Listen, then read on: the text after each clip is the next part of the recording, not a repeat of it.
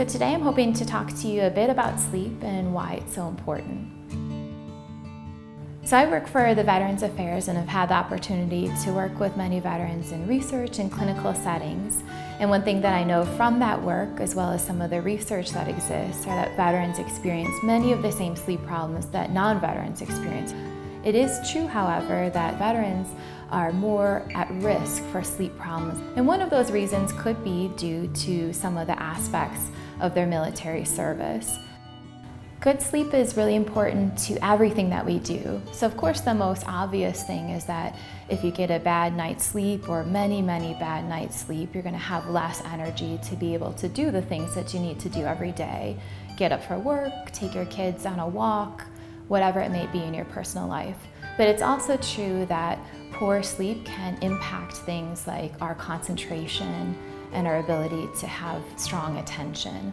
And it's also true that sleep really impacts our emotions. So if we don't get good sleep, it can make us feel more irritable. It could also contribute to feeling sad or down or more anxious. So because you're not getting sleep, your brain is not doing what it needs to do perhaps at night, and that can really impact your emotions the next day or for many days following. There are many types of sleep problems. One of the most common is insomnia, difficulty falling asleep or staying asleep. And so of course, as you think about that, all of us experience that at some point in our life, especially if we have a big change in our life or a different sleeping environment. What's distinct about insomnia is that these problems persist for quite some time. So we're talking about at least 3 months, several nights a week that you're experiencing some of those problems.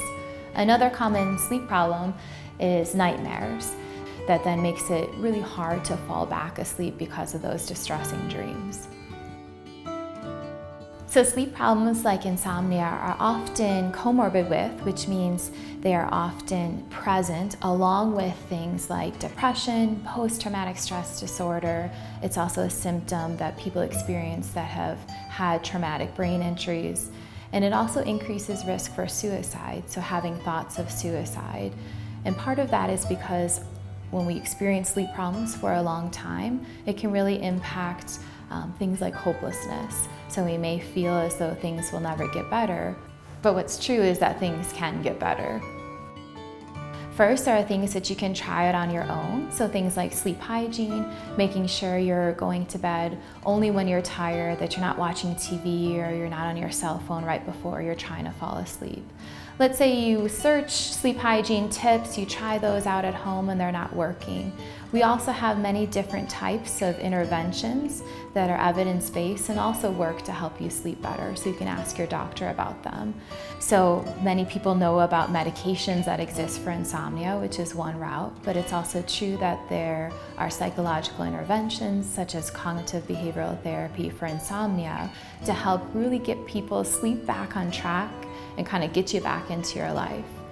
There's also another evidence-based treatment called imagery rehearsal therapy that shows some great evidence for reducing nightmares. The good news is that if you're having trouble sleeping for whatever reason, you're not alone, and there are many things out there that can help you feel better and start sleeping better as well.